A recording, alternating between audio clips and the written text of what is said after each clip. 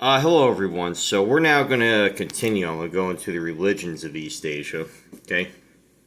Again, as I stated before, Buddhism does have a lot of roots here. Excuse me, but it is not the cultural heart. The cultural heart for Buddhism is in China. Okay, I mean is in India. Excuse me. So India is where it originated from, then spread through China. However, with the Communist Party taking over China, just like in the Soviet Union, they of course banned all religions and actually attacked people who are practicing Buddhism. Okay, I mean it's still there in some areas, but again, they are under heavy scrutiny. Okay, as you saw in one video there in the mosque, they're under heavy scrutiny. Shintoism is a Japanese religion. They believe that the emperor is being very important, okay? This religion is often practiced with Buddhism, okay? But again, it is, of course, a Japanese nationalistic religion. And I will show you, of course, here what I mean in just a minute. And Confucian and Taoism are philosophies, they are not religions. A lot of people like to group them as religions, however, they are not. So with Buddhism, okay, again, a lot of meditation, and it's more with regards to the Four Noble Truths, okay? So what it says is that suffering exists, so that means that there's always suffering in the world. Suffering arises from attachments to desires, meaning that when you want something, you're going to suffer because you want to have it. Suffering ceases when attachments to desire ceases, meaning when you realize that you can't have it, that you'll be happy. And then freedom from suffering is possible by practicing the Eightfold Path, okay? So essentially what it's saying is that yes, there's suffering in the world, yes, there's a lot of horrors going on, and you suffer more and you want something. Well, let's say, like me, you want the Redskins to win the Super Bowl, which I know is probably not going to happen anytime soon with our ownership. Topic for a different time. But then when I realized, you know what, it's okay, the Redskins aren't going to win the Super Bowl. There's always 20 years from now. Then you start to feel better, okay?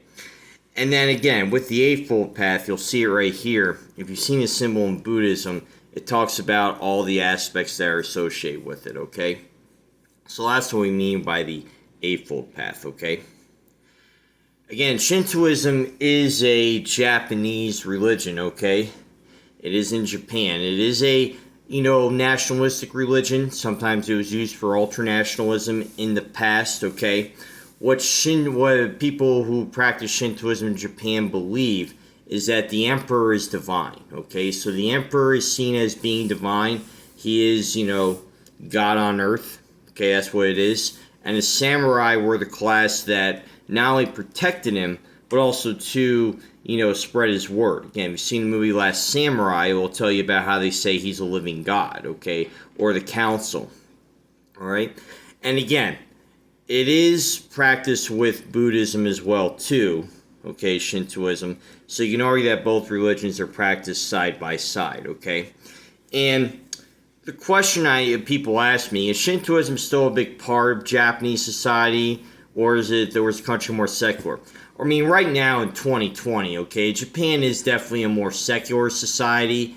The emperor has recently stepped down. That was a big deal. But again, he had celebrations in that, but, it wouldn't have been as big deal, say, 100 years ago, okay? I mean, it's still part of Japanese culture.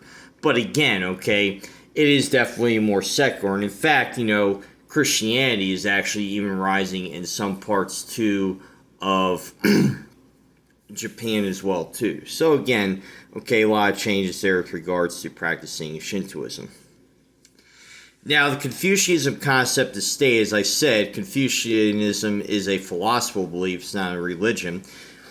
What it says is that the country is like a family. Instead of being ruled by English common law, the way our country was founded, okay, with English common law, the rights of, man, individual rights, etc., it says it's more like a family. So what you have is you have a father-son, father-daughter relationship with the ruler.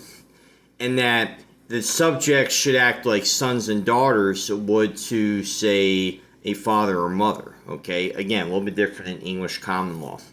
Not only that, but in order to promote harmony, everybody knows their place in social hierarchy. Meaning that if you're poor, you accept you're poor. If you're rich, you accept you're rich. Okay, if you own land, you accept it. If you don't own land, you do. You accept that, or you don't, you accept it. But as we know, that didn't really happen. That's what actually led to a lot of the falls of the Chinese empires, like the Han Dynasty, the Zhou Dynasty, etc. Okay, so again, this also helped create Shintoism in Japan. So it also took an elements there from Buddhism. Taoism believes that you can do everything by doing nothing. Okay, what it means is that, you know, if you don't interact with people, if you don't start the pot, if you're quiet, you'll be fine. But we know that, you know, if you want to get a job or make it somewhere, you have to do a little bit more than that. Okay, so again, this is, of course, a belief that came out during ancient China, but I'd say nowadays probably wouldn't be the best is to do this. Okay, now for the languages. Clearly, you can see there are different language groups here within East Asia. Okay, so we'll go over China, then Northern China, Mongolia, then the Koreas, and Japan. Now, if you notice, okay, for China as a whole, including Mandarin, it's Sino-Tibetan, okay? You can clearly see it here. Sino-Tibetan is the dominant language family here throughout most of China. Then for Northern China and Tibet, it's Altaic, okay? So again, a little bit different languages there compared to the Mandarin there in most of China. For Japan and the Koreas, the language family is Japanese. And then for Koreas, it's actually Korean. Now you're probably thinking, how can a single language be a language family? Well, Japanese and Korean are so unique. They're so unique, that's why they have their own language families. Okay, so it's pretty interesting how they have their own language families. Now, ideograms, what they mean is that instead of vowels and consonants that we're used to, it means that a symbol means a whole word, okay? Depending on what the symbol looks like, it can mean a whole word. Like, for instance, this means sun, but if you add a little dash to it, now sun means white and clear. Like, this means person, but then you put a dash through it, it means big, big person. The languages that use ideograms are Japanese and Chinese, okay? Japanese and Chinese use ideograms, okay? Korean does not. Korean actually uses consonants and vowels, okay? Now, a little bit about ancient China, okay? And a little bit, too, with going into modern China, okay? There were a lot of empires here, okay? Especially they were more advanced because you have to remember Europe was going through the Dark Ages with the collapse of the Roman Empire, okay? You could argue back then it was a superpower. So if you would have taken a time machine, looked at the world as a whole, say in the 1000s, you would have said China is a superpower, okay? It is still the most populated country in the world, okay? Even after the one-child policy was implemented, of course it's been repealed recently, it still maintains having over 1 billion people. And it is very important economically as well, too. You could argue from an economic standpoint that China is definitely a superpower. Again, there's the Great Wall of China. Probably heard of Sun Tzu's Art of War. There's the palace there where the emperors resided. Probably the most important emperor ever was Qin Shi Huang. Okay, Qin Shi Huang is actually credited with uniting China as a whole. Okay, if it was not for Qin Shi Huang, you would not have a modern China. Okay, so around 221, there were many different kingdoms there throughout modern China. He's the one that said, hey, you know, we're all the same, let's unite as one. Kind of like what happened with nationalism in Europe and democracy during the 1800s. You could argue he also did the same thing, saying we're the same ethnic group, we're the same, you know, in terms of language, you know, let's unite as a whole. So if you've seen the large tomb and figures painted with him, that is Qin Shi Huang, okay, the Terracotta Army. I wanted to say the very first empire in Japan was the Jia Dynasty, XIA, okay, that's when you had many different kingdoms there, okay, and then Qin Shi Huang came a little bit later on. And then during the Zhou Dynasty, okay, this is also before Qin Shi Huang, that is when Confucianism and Taoism came about, okay, so Confucianism and Taoism came about during the Zhou Dynasty. The last dynasty was the Qing dynasty, Qing, and this actually, excuse me, came about, okay, it actually collapsed, and then China went to a civil war, okay, and then actually during that time is when you had the nationalists and the communists fighting each other for power, okay, so make sure you do remember those.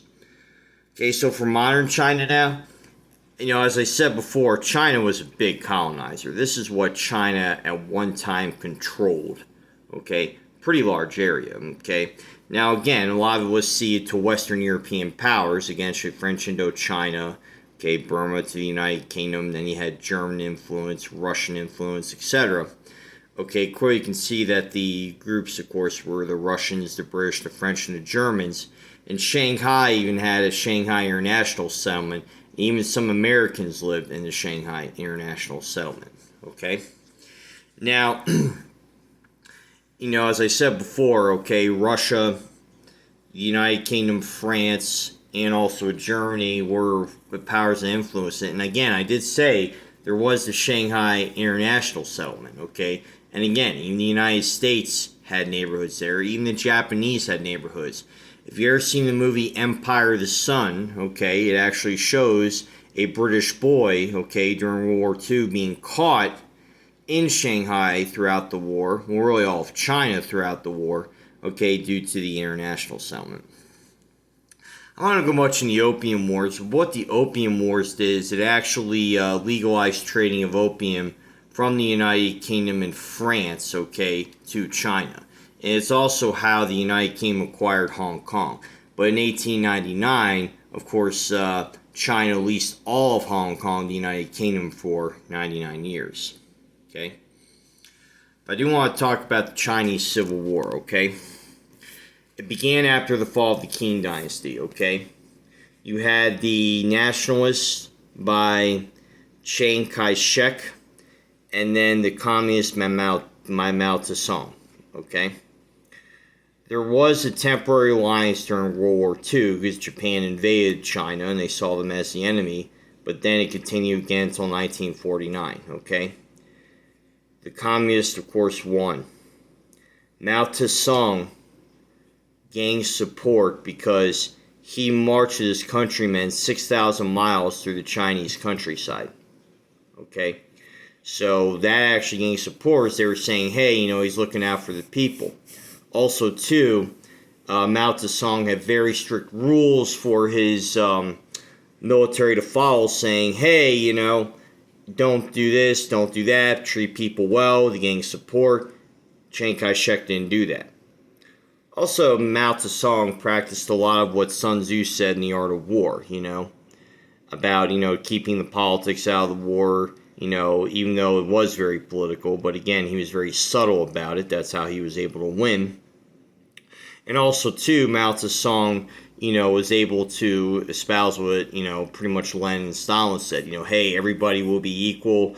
I'll step down eventually. You'll run the factories, you're on the farms, etc. So you guys can see again how communism really, you have all these things on paper, but then reality leads to more death. Like I said, communism has killed more people in the 20th and 21st centuries than most ideologies, okay? The only one that would come close would be fascism, okay? So clearly you can tell that communism does kill. Fascism is number 2 that has killed a lot of people around the world, okay? So I'm going to stop here, okay? So next video we'll go into the economics of China.